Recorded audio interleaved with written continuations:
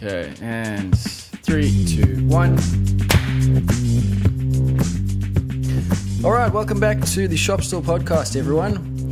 We don't have a guest this week. It's just going to be the three of us having a chat. But next week next episode, we are planning on getting a guest in. So I think a final guest of the series, right? Yeah, that's right. It'll be the last guest of the series. But I guess this has kind of worked out quite well because the last time we talked, it was a bit of a sad episode. but Joey, you've said that you may have some good news. Well, yeah, I mean, so you messaged me the other day, like 3 days ago or something, and said, "How's your work?" And I was like, "Well, I'm officially jobless, like zero work on the books," which was, is not great. So while work queries and stuff are still completely dead, I have got a big ass job to do, so that is good. I had a client see me about over a year ago regarding a new house build. They were looking at getting a plywood kitchen and a couple of bits and pieces. That's now almost built. They're just about to put the roof on, and they want to start the ball rolling. And it's not just a kitchen, it's every other conceivable cabinet in the house. So nice one. I'm starting that now because I've got gazillions of cabinets and freestanding furniture. They want all sorts of stuff made. So fantastic. That's going to keep me going till Christmas at least. Hopefully, and then straight into the curved stair job, which the lady's biting at the bit to get cracking into. She wants me to do her kitchen as well, so she wants me to crack on with the stairs, I think, and get them kind of done and dusted, sitting somewhere, so I can then concentrate on her kitchen. But that can't quite happen yet because the builder hasn't even started in renovating the whole place. So. So going back to the first kitchen or yes. the whole house fit out. Yeah. So have they paid deposits? Yes, for some parts already. Yes. Oh, okay. Yeah, I've just spent the last so 2 days that, just that's drawing income pictures coming in. Well, yeah, I don't like to take drawings out of deposits until I start buying materials up, but I probably will start sneaking some money to try and buy some groceries. It is great. Like, I mean, we say when we get quiet, it's a bit nervy around how you afford to live, how you pay your overheads and things. But it is one of the advantages of being small. Like, it literally just takes one job just to spark things again. Yeah, it's awesome. You're busy again, mate. So it's good for me, and I'm glad. And I've you'll be proud of me that I've had a upfront and frank talk to the client about storage. Good work. We're probably going to rent a shipping container and put it next to my workshop. We've got plenty of space for that, so that will start filling up, and then I can have more space in the workshop, which is what I'll need. So that's pretty good. What does that run you, renting a container? Well, I'm not going to be paying for it, but it's actually pretty good. So one company is saying about $160 a month, and wow, the other companies cheap. do it. Yeah, and the other companies are selling it by the day, which is slightly cheaper at about $4.50 a day. Whoa, that's really cheap. Yeah, but so that company has a much more expensive delivery and removal fee. Right. And then the monthly fee company has a much more acceptable removal delivery fee up front of about kind of $800 a trip to have the truck come out and drop off the container. So that seems actually pretty bloody affordable. Yeah. And even as an overflow long term, I'm thinking about just keeping the container. It seems like a good idea at say $4.50 a day is pretty affordable. Would you buy one? Considering it, but good ones that aren't rust buckets, Yeah. $4 to $8 grand. Yeah. And so initially I don't have that capital, but potentially, Yeah. Be good if there was a lease to buy kind of company on them. What's that? It'd be good if there was a lease to buy, you kind of lease it and chips that away would be at them. ideal. They may do that. I didn't look fully through their websites, but so that's a pretty good solution for storage. And getting back to the work part of the conversation, I'm good. I'm glad that I've got the work. It's a bit of a relief for me for the future. It's interesting that. So I'm lucky, I guess, in that sense. I've got work coming in for the family. Generally, the industry is still very much slowing down. I've been doing a little bit of reading and research. Certainly in the North Island, I think these numbers probably apply more than countrywide, but typically building consents are down 20% from this time last year, which is a decent number. What's more interesting, and there's not hard numbers on this part of it, but because of the cost of, for a start, for the last year, there's been this massive building boom, and so builders had been lining up jobs in a queue, and so there might have been 2, 3, 4 years wait list waiting in line for your builder to be ready. During that time, the cost of building has just gone up and up and up, and the government's processes and regulations don't help. The fees are becoming more expensive to go through with some of the building projects. So while people have spent money on consents, and they may have them, more and more of pre-consented jobs have been cancelled while they're in the waiting list. So builders' pipelines of work have suddenly been halved or completely wiped out by the fact that investors or anyone deciding to build they're starting to pull the plug and say it's not worth it right now. We'll wait and we'll kind of cut our loss on the design and council fees for now and look at the build later on. And so it's a weird. So while the builder consents are 20% down, but still okay, the actual amount of buildings being built and having the funds to be built is being diminished. And it's an interesting thing to think about, that people are, even with consent, still deciding to not even bother pushing forward with their work. And so there's reports of I was reading one large builder has said they're just being inundated with sub-trades calling them looking for work, builders, plumbers, painters, because they're all running dry. So it's slightly concerning that generally there's not much happening right now. So what you're saying is we're going to end up with a huge number of Kiwi chippies coming over to Australia looking for work? I wouldn't be surprised. Yeah, it's definitely, there's no downturn here yet. It's still very, very hard to get builders for jobs. Right. I was going to say, but surely at some point we are gonna follow suit. We have to. I mean, you can't just keep growing forever. So it will happen here eventually.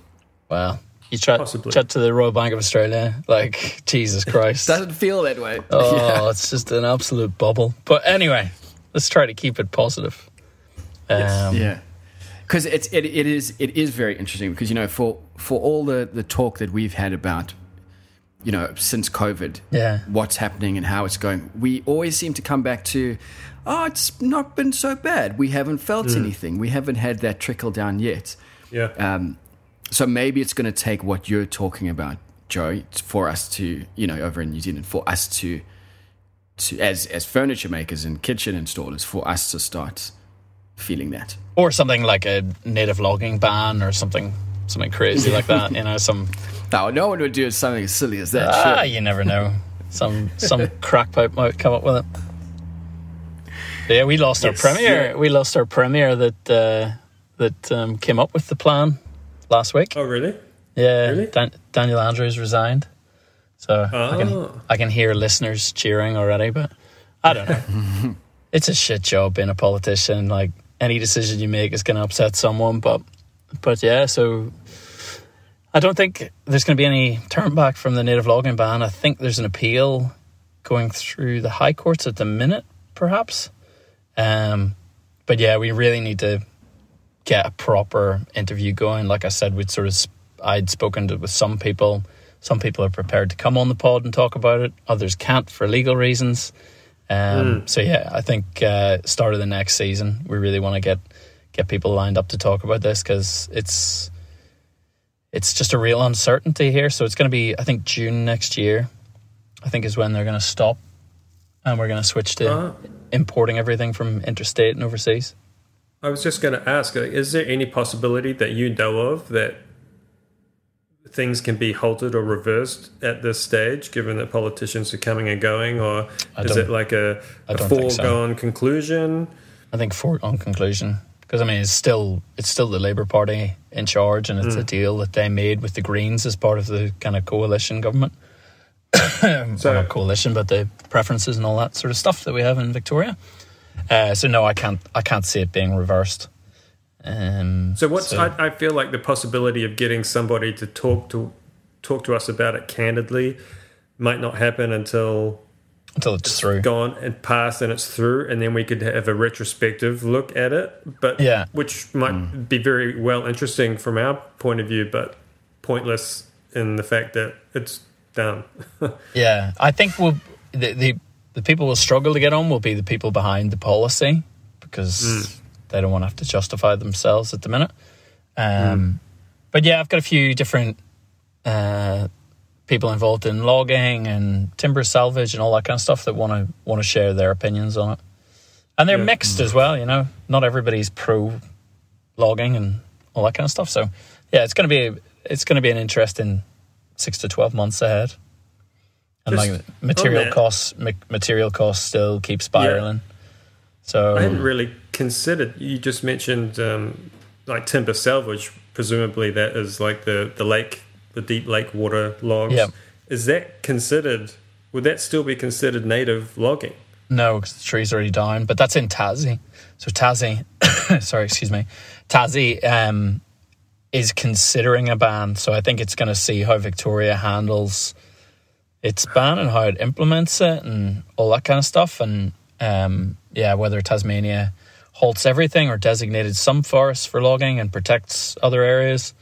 But no, trees that are already cut and can be salvaged, the same as like urban trees and things, anything that needs to be taken down for roads or housing or anything like that, can still be cut, but it's just about going into native forests and cutting native timbers. So yeah, it's going to be fun. But yeah, I nearly had my first experience with it. We've been talking about it lots, but that clover table that I'm doing for... I was just about to ask for an update. Yeah. So that 4-month conversation about timber species, and went round and round and round and round. And last week he decided that he wanted to make it out of American oak. And I'm like, oh Christ. Wow. Right. Really? I'm going to have to change all my branding about 100% Australian timbers. And I was like, maybe... big change. Yeah. So it was definitely... It left me a bit shocked. I'm like, oh God, is this going to be me having to adapt to using imported timbers? Maybe I just pull the bandage off it and just do it early. But it's a moral conundrum in your case. It is a moral conundrum, yeah, because I've sort of fought the corner hard for Australian hardwoods, and I still do not believe the rhetoric that you can bring hardwoods in from overseas with a smaller carbon footprint than in Australia. Yeah. Even regardless of the whole political thing about shifting our problem onto somebody else. And I was feeling pretty down about it, and spoke to Lani a bit, and she's like, no, you got to stay strong. And I was like, well, I'll see what I can. And then I got a quote for American oak versus doing it out of Tasmanian oak. And the choice suddenly switched back to Tasmanian oak. And I'm like, yes, thank fuck for that. That's an interesting point. Yeah, like the price difference. I mean, what was it like? 20%, 30% more expensive? It's about 40% more. 40. But that's good. Yeah. That's what it should be. Exactly. Yes, it is. What do you think is going to happen then in a year when everything's banned? How much? I mean, imagine if, like, Bryan, if you had to say to someone, I can make your star table map, but it's going to be 50% more expensive than the ones I make currently. How many do you think you're going to sell at that price point? I don't know. No, I must reiterate that that's 40% based on the dimension stock size that I needed. So that you needed. Out of Tassie oak, I was able to get 2 boards, whereas one board would make 2 of the pieces for the legs, whereas American oak, it didn't quite fit based on my dimensions. But it is still more expensive. So with larger pieces, it's obviously going to affect it a lot more. Smaller things like star maps, the material costs low and the labor costs high. So probably won't change pricing much for that. But if you're doing a big boardroom table or dining table and you're adding 40% of the material costs, it is pretty substantial. But I even look back, like I always take photos in timber yards, when I go in, especially if I'm comparing 2 timber yards, just to see what stock lengths they've got and the price per meter. I'll just take a snap of the end and then go into my photos and just search for the suburb that the timber yard's in, and it'll bring up. I was scrolling back to 2019 and I saw Blackbutt at like 135 by 32 mil for $16 a meter. And I'm like, what? $16? Whereas now that's... Yeah, don't think you can get anything for $16 a meter these days. 35, $40 a meter. Yeah. So what's gonna happen with Tassie oak? I don't know. Are they gonna see the advantage of Victoria not having a timber supply and just jack it up? What do you think? So, because I think what I've seen mostly in Australia is that a lot of the timber comes dressed or skip planed or something. I mean, is that correct? A lot of it come at like 32 mil dressed? Most of it's dressed, So none of the American stock is going to come in like that. It's going to be straight up rough sawn wonkiness. Unless Australian mills are going to run it. It depends on the yard. Like some of the yards buy from resellers and then we'll get it dressed. So there's an extra... So like Urban Salvage have it dressed, whereas if you buy it from Matthews or one of the bigger timber yards, it'll come rough sawn. Yeah. So that increases the labour for you. It does. As well. Like it's not just the material cost. It's like suddenly you've got to actually work with straight up mill quality timber. And it's a lot more handling and rough work. Yeah. Like it's a whole different... I've just started working on the legs for the clover table, and the difference in doing it in Tassie oak versus doing it in the leatherwood. When I was working with a very, very limited supply and having to grade through to make sure the best pieces were the fronts of legs and stuff, whereas now it's just beautiful, clean, premium Tassie oak. It's so much quicker. And what happened to the, was it Blackwood that he was thinking that you weren't so happy about? Blackbutt. He kind of abandoned that idea when I showed him the checking. I was just nervous about how it would CNC more than anything else. Whereas, Tassie oak's the right level of hardness it's going to machine beautifully. So, so I'm excited about that one again, having gone through a few different phases with it. So I'm just trying to get the leg stock dressed and laminated and then off to be CNC'd before it starts to get too warm in Melbourne. So we've got a nice temperate week after a bit of warmth. So this is the week. And you're going to be going to Gem for the CNCing? Yeah, Gem's going to do the CNCing. Yeah, cool. Yeah. What was that, Joey? Do you anticipate the legs moving after they've been CNC'd? Because obviously you've got to store them in your workshop. So it doesn't matter if they move after they've been CNC'd, because I can clamp them and glue them back to being square. But it's that I don't want them to move between me dressing them square and them being CNC'd, because then the curves won't match up. And it just means more sanding. Like it's not the end of the earth, but trying to keep them as square as possible. Yeah. And by the way, there's no video obviously on our podcast, but you joined me from my van studio again because the fucking builders moved back in. I had 2 days of peace and quiet, and this morning when I was just getting ready to record the podcast, Bobcat comes in and starts beep, beep, beep, beep. I'm like, oh, you're kidding me. So you joined me from a car park beside the burnt out shell of a BMW M5, I think it is. I think it's an M5. Yeah. The western suburbs of Melbourne. Robin, I was going to ask what you've been doing. I saw you've made a gigantic cutting board. Yeah, I was going to talk about this. This has been a has been an interesting bit of a journey for me because, well, just to bring everyone up to speed. So with the markets coming up end of November, essentially everything I'm doing is making stuff for the markets. And I made this cutting board out of some of the timber that I have lying around. I found these stair treads on the side of the road a couple weeks ago, and I put up a thing on Instagram to ask what people think the species is, and it was pretty much unanimous, either spotted gum or blackwood, based on the color. But either way, it's really nice timber. But because it was painted timber, and it's obviously been outside, it's cracked, been painted, cracked, well, just minus checks and been painted. So I went to cut this and use this for the end grain, and it was only once I'd rotated it, glued it all together, put some liquid on it to see what it was going to come up, I saw these tiny hairline strips of the paint. I thought I'd got through it all, but I hadn't. Oh, bugger. And because it's been rotated, it now runs the depth of the board.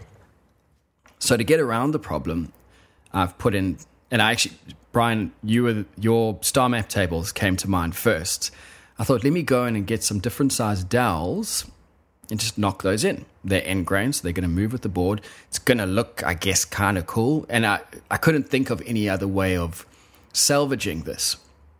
Yeah.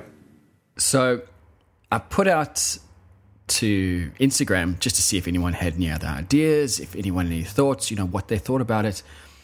And someone came back to me and said, well, what do you think about it? What's your opinion? And it's the first time that I've actually had that I've been building a project like this and gone, well, it doesn't matter what I think. This has got to, all that counts is this has to sell. And it's one of the first projects where I've had to step back and go, it doesn't matter what I think. This is not for me. It's for, a potential buyer. So it's really changed the way I work on projects now. Or these whole last couple months have been speed. It's about going as quickly as I can, which again, I'm not used to that. It's personal projects, you can take your time. And then, looking at it from a lens of what will broadly be accepted, not what do I like, and I'm going to try and push that onto people. You put it as a poll on Instagram, did you? Yeah, and it was unanimous that the dowels sucked. No one liked it. Really? Yeah. I don't mind them. I was just going to say, when I first saw it, I thought, oh, is that brass? And then I thought, oh, no, it's dowels.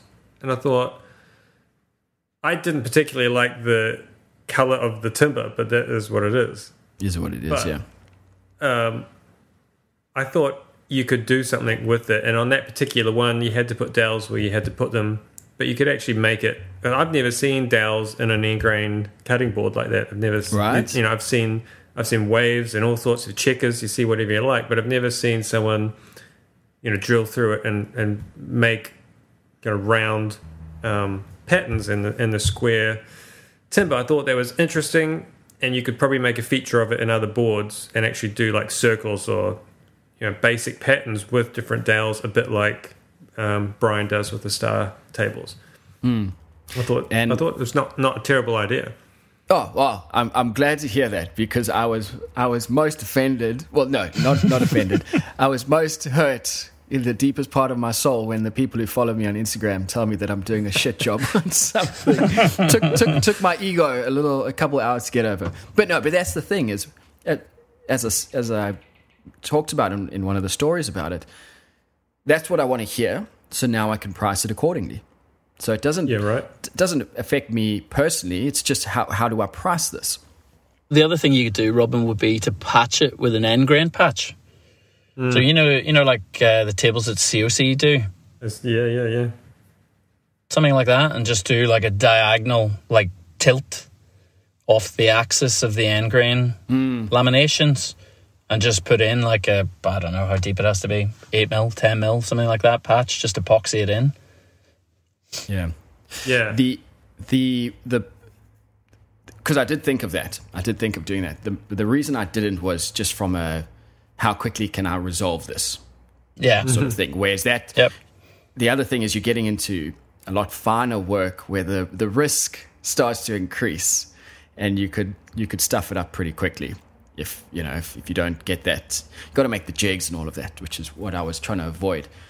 I've also started doing something similar with hole saws. So if you get the correct combination of hole saws, you can actually drill out a hole and then use a hole saw to make a plug which fits into that hole, and you get a similar effect. But again, just that risk, I just want to get this finished and just call it a board, and then I can move on to the next thing. So, yeah. Fair enough. But I'm glad to hear you say that, Joe, because I felt like it wasn't a bad idea. I also thought, I've never seen this before. Why has no one done it? I mean, it's not that bad of an idea that no one would have done this before. So I'm glad to hear you say that. Well, I mean, what it would do is if you say only have one timber species available that wasn't pine or pine colored, you could put together a very simple, just square end grain cutting board, and then use a series of dowels or whatever to make some kind of pattern, even if it's just random dots. It might look quite abstract as well to have a series of dots from, say, one corner transfers to the other corner in a random scattered way. Like it could be an easy way to make a pattern. And if you've just got one type of timber and you don't want to spend hours gluing different blocks together and rotating them or flipping them and cutting them and gluing them, because the amount of work for some of those end grain cutting boards is massive. Oh gosh. You're giving me PTSD even thinking about an end grain board. Yeah. And plus just simple straight grain boards as well. I mean, you probably don't want to go throwing dowels around in there too much, but that's the way to go as well. What would you guys, maybe this is too much of an open-ended question, but what would you charge for an end grain? Or maybe what would be the cheapest that you would charge for a basic end grain board? Obviously, we're talking hundreds, but how many hundreds? So my boards were about 500. I started selling them at about 440 is what I started, and I think they ended up at about 550 by the time I stopped making them. I haven't made any in a couple of years. And were they just so much labor? One timber species square blocks? Or I did them patterns? as two species. So it's yeah. I think I call them pixel boards. So like a blonde timber with a red timber, and the red would just come in from one corner. Yeah. Yeah, so it's meant to look fairly random, but it's actually a pretty laid out strategic pattern that requires a lot of thinking about when you're doing your glue ups. Yeah. I think that price wise they're worth all of that money. Yeah. I think that a customer at a market would be a bit shocked to see that price tag on it. Yeah. Yeah. That kind of clientele is probably expecting to pay no more than $100 for a really pretty, even a really nice end grain cutting board, because they just see it as something to cut their shit on. Yeah. And it looks nice, and Nana might like it for Christmas. I think your long grain boards are going to sell far better for you.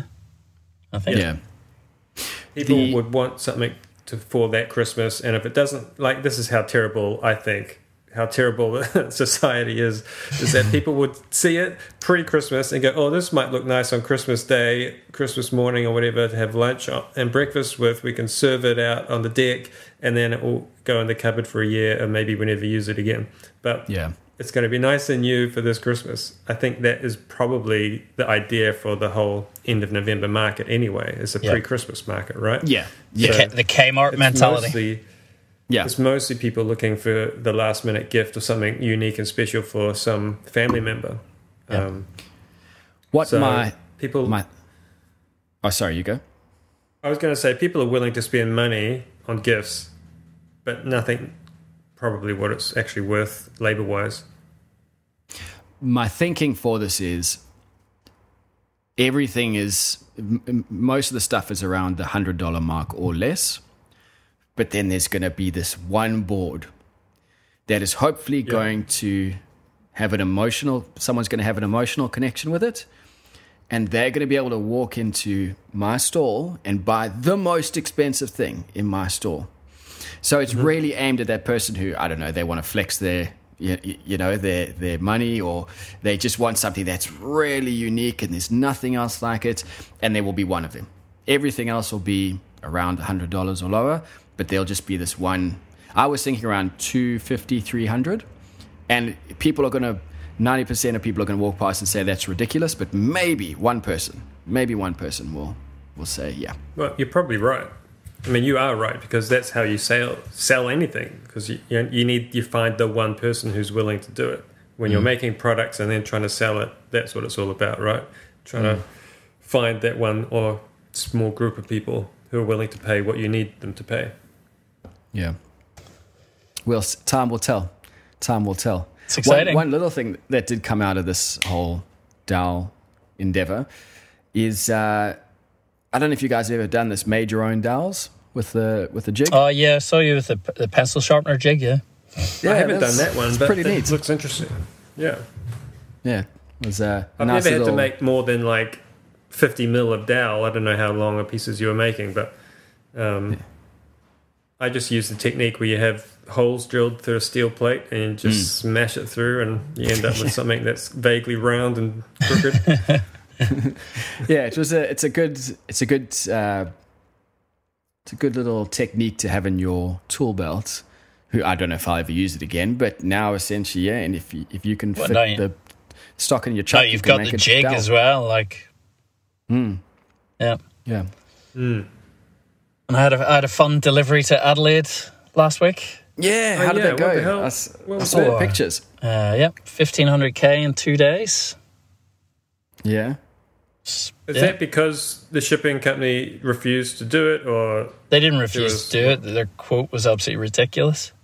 That bed usually costs about $500, $500 to $700 to send like up the East Coast. Right. And the quote I got to Adelaide, because my normal couriers only do East Coast, they don't do across to Adelaide. So the quotes I was getting was sort of $2,000 to $2,500. Because they wouldn't take the bed head, they wouldn't tilt it up. They wanted it palleted. So you can't put anything on top of it, so it takes up about, a quarter of the truck.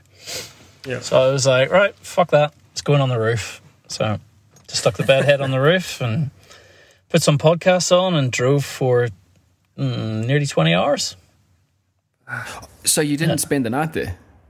I did, yeah. Okay. I randomly stayed with the clients.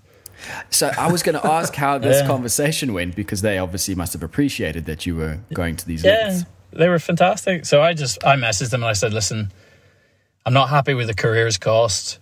The real cost for me to deliver it to you in terms of my labour and petrol and all that kind of stuff would be about $1,500. And I said, listen, I'll meet you at about $1,000, and if you guys are happy with that, I'll deliver it to you next week. And they said, not a problem at all. Sorry to put you out, and just let us know what time you'll be arriving. We'll have the guest bedroom made up. And do you want dinner? I was just planning I was actually kind of looking forward to just staying a night in a crappy motel, child free, waking up to like a mini box of cornflakes and just going, it's so quiet. In your jocks, under the covers. Just 100%. Just so relaxed. Yeah. Do not disturb thing on the door. I would not have been out of there until at least 10:01 in the morning, 1 minute after checkout. But then when the clients offered, like, I've got this real I can't say no to people. I've just got this this yes theory of just, if somebody offers something, you got to say yes and see what experiences you get out of it. And so I got there, assembled the bed, they made me an amazing dinner, and we just stayed up all night talking about design and architecture and business and raising kids. And that's got to awesome. bed at about midnight, up at 6 a.m. out of there. Yeah. Did you sleep in the new bed? Beautiful house. No, I got their old bed, but it was pretty comfy. It was really, really nice. Beautiful part of the world. It was the Adelaide Hills, so just the Melbourne side of Adelaide. May have looked at some real estate there as well. Just had a wee sniff. And then drove back and tried to break the drive up. It's not the most exciting drive. It's called the Wimmera, so it's like really, really flat. Like until you get to the Grampians, there's a salt lake, and you cross the Murray, and that's pretty much it. Right. But yeah, it was nice. Stopped in the Grampians for a walk and then tried not to hit any kangaroos or emus on my way back. So when you price that up, are you pricing up the cost for the drive, or are you also including the time because you're out of the workshop now? Yeah, so if it was $1,500, which is what I'd calculated the cost at, it's my time out of the workshop plus petrol plus what 2 days rent in my workshop would cost. So there's no profit margin on or anything like that. By the time, if I included profit margin and depreciation on the car, like you'd be looking at around the $2,000 mark.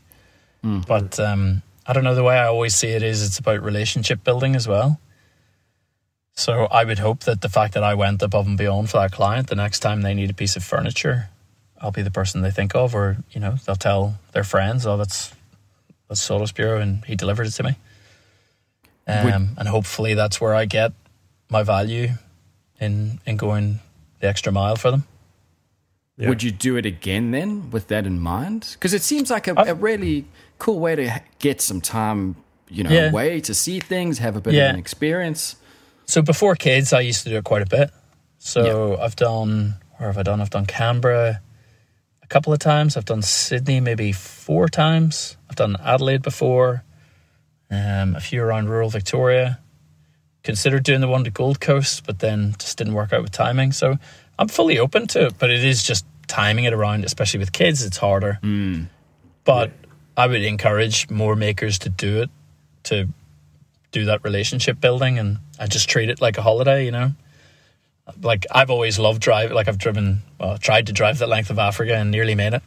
Driven across the States, driven around Australia. So road tripping has always been my thing. Like, I don't really have an issue with sitting behind the wheel. Like, I like it, but doing it in a van is a little bit hard on the back and my gammy old knee. But I had good news about my knee. So the MRI scan came back and the bone's still pinned in. So it's not going to be any major operation. I think it's just going to be damaged cartilage and be a sit and wait on it and see how it reacts over the next year. But not going to be having my knee dislocated again for surgery, which is anything. Great. Yeah. No amputation. We'll hold off the amputation for a little bit. Brian the Pirates, yeah. So it's good. It's put a bit of spring in my step, which is nice. Yeah, cool.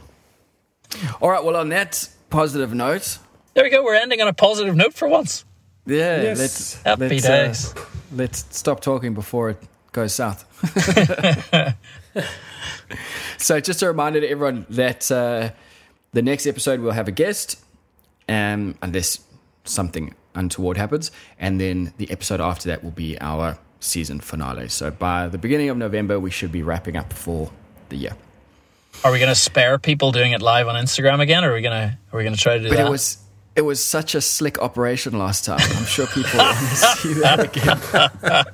I don't know that anyone needs to witness or experience the live event again.